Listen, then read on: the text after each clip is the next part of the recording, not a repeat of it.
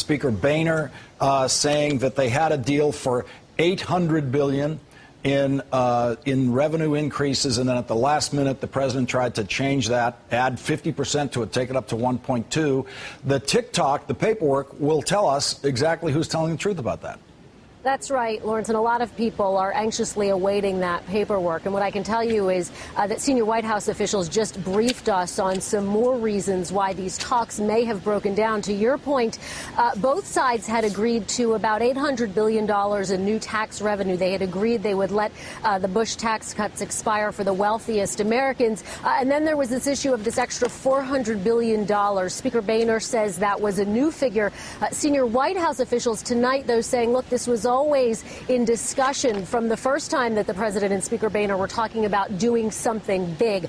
One of the other points of contention here, Lawrence, were triggers to make sure that those tax cuts actually did take effect, because remember, they weren't going to take effect until 2013, which would have likely required Congress to come back to the table. So they wanted triggers for both sides to make sure they both came back to the table. And one of the triggers that the Republicans wanted, according to senior White House officials, was to get rid of that individual mandate that is, of course, a part of the health care law. And Democrats, President Obama said that they just couldn't come to the table over that. They just didn't think it should be a part of these negotiations. And then finally, these talks broke down over how deep the cut should actually be to entitlements. This is, again, according to senior White House officials. They say one of the biggest points of contention was over Medicaid. So those were really the three big sticking points, according to White House officials here. One more interesting note, though, Lawrence, according to President Obama, he called Speaker Boehner last night, didn't get a response, got an email today saying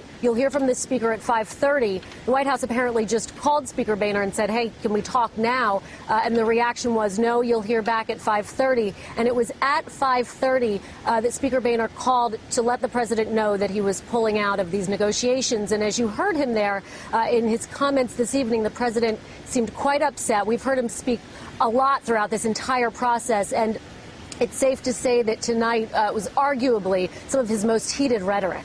Lawrence? Well, it's heated if you believe it. It's heated if you believe that it is somehow politically unprofitable for him to be coming up with absolutely nothing right now. In other words, he's getting to the point now where he's now asking for exactly what he asked for at the beginning of the process, which is a clean debt ceiling increase, and he's not subjecting himself politically to embracing a legislative package that, as he put it earlier in the day in his public appearance in Maryland, would have pain for everyone. This is not something that presidents want to do in re-election years. His performance skills at upset with the Republicans are obviously very refined. He's been able to rehearse these with the Eric Cantor walkout. He did twice refer to John Boehner in his statement today in his press conference this evening as walking out. His mission tonight, clearly in that room, wasn't it, was to put the pressure on the Republicans for having walked out. He's trying to make them appear to be the irresponsible party here.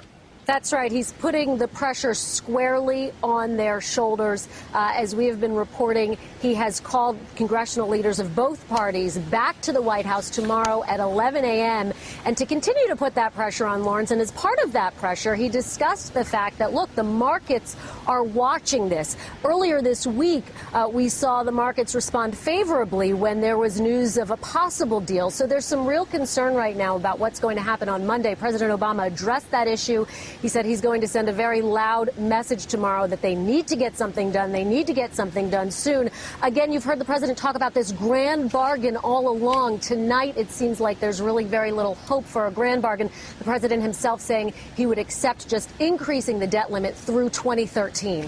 Well, Kristen, I've been saying for a couple of weeks there was no hope of a grand bargain, that all of this was a mirage, given that each side had a specific thing that they absolutely would not do, and the other side wouldn't do it. So they were going to be stuck on taxes from the start. So to my eye, it was very easy for President Obama to appear, pretend even, if you will, that he was willing to negotiate all of these things that would be difficult for Democrats, as long as he was demanding this one thing that he absolutely knew from the start was impossible for Republicans. And in a negotiation where nothing's agreed to until everything's agreed to, the president wasn't agreeing to anything.